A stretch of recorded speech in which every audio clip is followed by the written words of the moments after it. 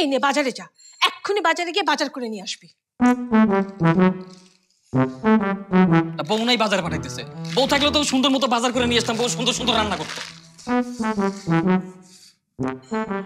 বলিস কি, আন্টি কাজটা একদমই ঠিক করে নাই। মানে এরকম সময় কেউ ঘুম ভাঙে নাকি? আর একটু সময় নিত, বাসর ঘরটা শেষ হতো, তারপরে ঘুম ভাঙাতো। এই তুই চুপ কর তো। এই তো শোন, এই বিয়ে বিয়ে নিয়ে না এত পাগল হওয়া ঠিক না। বিয়ের সাথে একটু সময় নিয়ে করা উচিত। দেখ, আমার কে বলতেছে বিয়ের সাথে নাকি সময় নিয়ে করা উচিত? যে আমাদের ফ্রেন্ড সার্কেলের ভিতরে সবার আগে বিয়ে করে বসে আছে, এখন বউ নিয়ে মজ মাস্তি করতেছে, শান্তিতেছে, আর আমারে বলতেছে বিয়ের সাথে নাকি সময় নিয়ে করা উচিত। দেখ দোস্ত, জলদি বিয়ে করি তো আমি পস্তাইতেছি। জীবনটা একেবারে তেজপাতা হয়ে গেছে। থাম, হইছে। আমার আর জ্ঞান দেওয়া লাগবে না। আমার বিয়ে না, সংক্রান্ত তো আমার একার, সেটা আমি একাই করবো, তোদের এত নাক গলানো লাগবে না। আচ্ছা, বাসর ঘর তো করে ফেলছিস।